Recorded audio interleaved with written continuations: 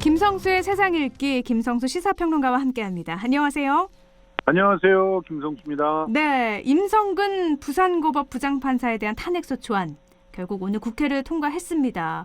헌정사상 초유의 일이에요. 예, 그렇습니다. 판사가 탄핵이 3번이 시도가 됐는데 네. 그중에서 2번은 발의조차 된 적이 없고요. 네. 이번에는 발의가 되어서 표결까지 이루어지고 결국은 통과까지 됐습니다. 양승태 대법원장 시절에 사법농단에 연루돼 있는 임성근 판사에 대한 탄핵소추안 제적 288명 중에 찬성 179명, 반대 102명, 그리고 기권 3명, 무효 4표로 가결을 했습니다. 네. 이 탄핵소추안은 이탄희 민주당 의원이 대표 발의했고요. 법여권 의원 161명이 공동 발의자로 이름을 올렸죠. 임성근 판사는 박근혜 전 대통령의 세월호 7시간 의혹 관련 재판 과정에서 재판에 개입을 했어요. 네. 빨간 펜 선생이라는 비난이 막 쏟아졌었는데 빨간 펜으로 판결문을 이제 바꿀 것을 종용을 했고 네. 그래서 결국은 3차례에 걸쳐서 이런 지도를 했기 때문에 원래 독립된 판사는 다른 판사들이 이렇게 재판의 독립을 해치면서 개입을 할 수가 없거든요. 그렇죠. 당연히 이거는 헌법의 위배죠. 1심에서 무죄를 받긴 했습니다만 판결문 내에 재판부가 6군데 위헌을 행했다. 그러니까 헌법의 어떤 헌법의 규정을 정면으로 위배했다라고 하는 의견이 있어요. 네. 근데 문제는 판사가 직권으로 남의 판사의 재판 과정에 개입을 하거나 말거나 하는 것이 판사의 직권이 아니거든요. 네. 판사는 그런 권리가 없단 말이죠, 애초에. 그러니까 직권이 될 수가 없어요. 네. 그래서 직권남용이라고 하는 게 무죄가 나온 겁니다. 그러니까 이게 죄가 없다는 얘기가 아니거든요. 네. 민주당은 지금 이낙연 대표를 비롯해서 김재년 원내대표 역시 탄핵 소추할 수 있는 유일한 기관인 국회가 책무를 다할 수 있도록 해달라고 찬성을 독려했고요. 그런데 지금 사실상 전체 더불어민주당 의원 수보다 더 많은 사람들이 찬성을 하는, 그래서 굉장히 이 탈표가 이렇게 이례적으로 나오지 않은 것들에 대한 분석도 여러 가지로 나오고 있습니다. 무소불위의 권력을 지닌 판사가 탄핵 소추안에 가결이 돼서 헌정사상 초유의 일이기도 하고요. 참 놀란 분들도 많이 계실 것 같은데 국회의장이 가결을 딱 선포하는 순간 탄핵에 반대해왔던 국민의힘 의원들은 규탄 구호를 외치기도 했고 참 치열한 공방을 벌인 이후에 이뤄진 결과인 것 같아요. 예, 핵심은 민주당 측에서는 헌법을 부정한 법관을 탄핵하는 게 국회의 책무이고 또 사법부가 독재할 수 있는 것을 입법부가 견제하는 그런 가장 강력한 그런 권한이 탄핵권이다. 그래서 네. 그것을 행사한 것이다. 이렇게 주장을 하고 있지만 국민의힘은 사법부의 견제는 최소한의 범위에서 최후적으로 이루어져야 된다고 이렇게 맞섰거든요. 네. 그래서 이런 공방들이 일단 탄핵 발의 이전서부터 굉장히 오갔었고, 그리고 또 지금 탄핵 심지어 발의가 되고 판결이 되는 그런 상황마다 이 공방들이 오갔었는데, 네. 그런데 사실 이 지금 국민의힘에서 얘기하고 있는 사법부 독립을 해친다는 주장이 만약에 맞다면 네. 헌법에 왜 그런 탄핵권을 써놨죠? 그거는 앞뒤가 안 맞는 말 아니겠습니까? 네.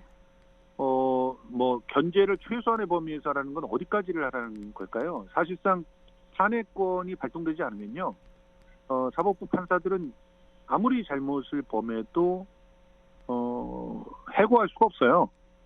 임기가 10년이 보장돼 있거든요. 네. 그리고 지금 이렇게 심각한 위헌을 저지른 판사들을 그럼 대법원장이라도 징계를 했어야 되는데 전체 76명의 사법농단 연루 판사들이 있었습니다. 이 사법농단이라고 말하니까 굉장히 부드럽게 들리는데요. 한마디로 재판을 가지고 장사를 했다는 겁니다. 그러니까 자신들이 승진할 수 있는 그런 직들을 만들고 네. 자신들이 해외 연수를 갈 수 있는 것들을 만들기 위해서 판결을 일부러 원하는 대로 맞춰서 판결을 해줬다는 거예요. 네. 이게 있을 수 없는 일이거든요. 이거 자체가 사법부가 독립이 안 됐다는 것을 의미하는 것 아니겠습니까? 네. 그러니까 이것을 견제할 수 있는 자정의 그 방법이 대법원에서 징계를 하는 것인데 징계를 안 했어요. 총 76명 중에서 10명밖에 징계를 안 받았습니다. 이렇게 되는 상황이라면 국민들은 분노할 수밖에 없는 것이고 국민이 직접 뽑은 대표가 국회의원들이니까 국회의원들한테 판사를 탄핵해야 된다고 주장을 했던 겁니다. 네. 그러면 국민의 대표라고 하는 사람들이 국민의 표를 받고 의회에 들어갔는데 탄핵을 할 수 없고 그것을 제한해야 된다면 그것은 국회의원이라고 하기가 어렵겠죠. 이제 그래서 이런 논쟁이 논쟁이라고 이렇게 얘기되는 것이 정말 민주주의 작동 원리에 걸맞는 일인지 한번 생각해보는 그런 기회가 되지 않았을까 생각합니다. 네. 사법부의 독립을 위해서 반대한다고 하는데 이미 사법부 독립은 침해됐기 때문에 어쩔 수 없는 거였다. 그런데요. 이런 공방 속에서도 찬성이 179표, 반대가 102표였어요. 찬성이 아까도 말씀하신 것처럼 굉장히 높게 나왔는데 이거는 어떤 이유일까요? 이것을 뭐 일부 언론들에서는 그냥 더불어민주당과 더하기 범여권표다 이런 식으로 단순하게 생각하던데 네. 실제로 더불어민주당 내에서도 판사들 출신들이 있고 그리고 또 법조인끼리는 서로가 가족 같은 그런 사이기 때문에 상당히 교류가 원활하지 않습니까? 그렇죠. 그리고 굉장히 이번 탄핵안을 발의하기 전까지는 언론들에서도 그렇게 얘기했지만 찬성이 되기가 어렵다. 왜냐하면은 사법부에 강고한 카르텔들이 국회 내에도 있기 때문에 안 될 것이다라고 얘기를 했었어요. 네. 그런데 왜 이렇게 많은 사람들이 마치 진짜 당론으로 정해서 강압적으로 투표를 하라고 한 것도 아닌데 왜 이렇게 찬성을 했을까요? 그것은 지금 이 입법부가 가지고 있는 탄핵 소추의 권리를 사실상 무력화시키는 사법부 길들이기 프레임이 오히려 입법부의 이 일원들에게 굉장히 그 의미심장하게 다가왔다고 저는 해석이 되거든요. 네. 언론들은 지금 사법부 길들이기를 탄핵으로 하고 있다라고 주장을 하는데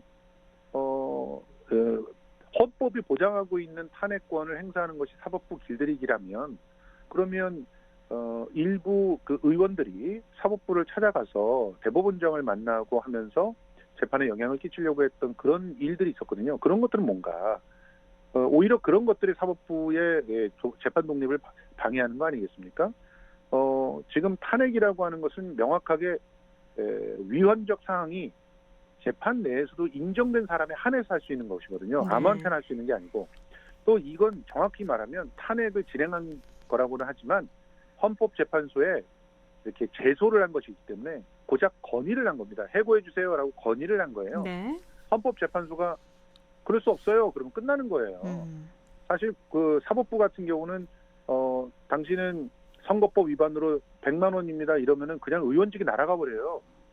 그리고 얼마 전에 있었던 최강욱 열린민주당 대표의 판결 같은 경우는 징역 8개월을 때렸어요. 네. 인턴 증명서가 위조됐다면서 이걸 어떻게 막습니까? 그 사법부가 이렇게 한번 마음을 먹게 되면 사실상 견제할 수 있는 방법 아무것도 없습니다. 이 의원의 배지는 그냥 낙엽처럼 날아가는 거거든요. 네.